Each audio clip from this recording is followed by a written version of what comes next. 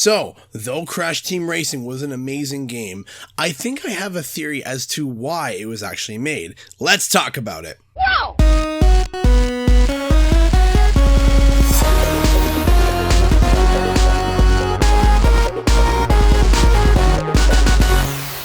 What's up guys, Canadian Guy here and back with a bit of a different video. So I'm still a little bit sick, my voice is almost completely better but we're still a little bit raspy, so hopefully you can bear with me for this video. So I already know some people are wondering why I'm even talking about this subject, but hey, I'm a dude who overthinks things on the regular basis. Making videos talking about it makes me not go insane. But there was a question that I asked myself a long while back that I do admit was a little spiteful when the rumors started that Crash Team Racing was on the way. I asked myself beforehand, why would they remake Crash Team Racing? Why not a new game? But now, CTR has become one of my favorite games to play, but I wanted to revisit this question with hindsight and ask again, why would they remake Crash Team Racing?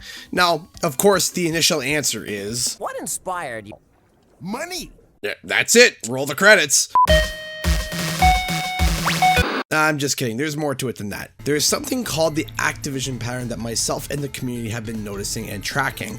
Because Activision is a multi-billion-dollar publisher and release content every year, there has been a pattern discovered that allows us to be able to predict and estimate when certain games are coming. If you want me to make a video breaking down the pattern, let me know in the comment section below. One of the many patterns is that Activision has an internal quota for releasing kid-friendly games, at least one per year. This has been held for the past decade.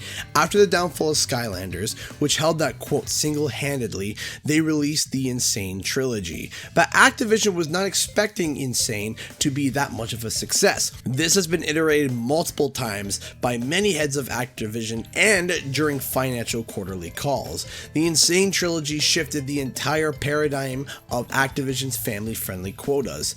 Now, when Spyro went into development is still debated and questioned. I've heard it went into pre-development before Insane Trilogy was released. I've heard it was planned but then was put into overdrive after the initial sales of Crash. I've heard so many rumors and claims it's hard to pin down the exact date. But due to Crash's success, Activision put the pedal to the metal on development for Spyro. But something happened. Something that made Activision ease off on the gas to figure out what was not working. I think it was publicly known that there were some issues in the development with Spyro Reignited, hence why it was delayed an additional 2 months. Delays cost a lot of money and can give a negative view overall to some people. To most gamers, delays are fine, but to the more casual, laid-back fans, perhaps not as much. The overall tone that seems to be prevalent here is that more time for these titles were wanted and needed. These games were made as remakes of previous games, but new games require you to build the game from the ground up and require much more time than what was given in the Insane and Reignited trilogies.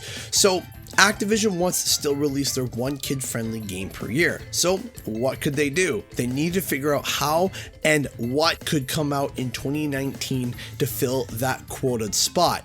Now, unlike Skylanders that shared mechanics and assets that could be carried over to yearly releases between two studios that allowed them both about 2 years of production each, Crash and Spyro had completely different stylizations and required different assets overall that can't exactly be easily shared. So how do you give more time to Toys for Bob and Vicarious Visions to finish their new titles while releasing a title in 2019? Enter the studio Beenox. Beenox had played support on both the Insane and Reignited trilogies. They have knowledge on both titles, but that would mean that Beenox would have to make a game in a short amount of time. So that would mean that in order to get it done and ready for 2019, it would have to be another remake. Now, out of all the games that came out post Naughty Dog, there was only one other Spyro and or Crash game that stood toe-to-toe with the critically acclaimed original trilogies, and that was CTR. In my mind, CTR was created as a buffer game for both Vicarious Visions and Toys for Bob to give them enough time to get their new Crash and Spyro game done on time. Now, most people were confused as to why Crash had gotten back-to-back remakes so quickly instead of a brand new title, but with the context and idea that Crash and Spyro needed more time for development, it makes more sense. But I'm gonna be honest, I think Beenox broke all expectations. It passed both the Insane trilogy and the Reignited trilogy on Metacritic, and is still adding content to the game to this day. Though Beenox has been put into a lot of supporting roles for Crash, Spyro, and Call of Duty, they took this chance to step up to the plate and show not only Activision, but the world that they can not only take a lead on a project, but take a classic, add on to it, and absolutely knock it out of the park. Beenox should not be overlooked, and should be seen as a great studio. Now, I think that Beenox should take the lead on the kart racing franchise permanently. This could mean a cycle of Crash Bandicoot, Spyro the Dragon, then Beenox's Kart Racer, and repeat. To give you an idea, that's 9 games over the next 9 years if they decided to make a trilogy of each franchise. But the best part is, unlike Skylanders, it's not the same or familiar game releasing every year. It's 2 different style platformers and a racing game, keeping the franchises fresh and hopefully not causing a burnout. If this is true, I hope I can keep you all up to date for the next 9 years. A huge thank you to all those who support the channel through Patreon and being a sponsor on the channel. If you'd like to help it out, check out the links in the description below, where you can buy some CGE merch or become a Patreon. Also, don't forget to like and subscribe for more gaming and nostalgic content. Thank you so much everyone, and I'll see you guys in the next video.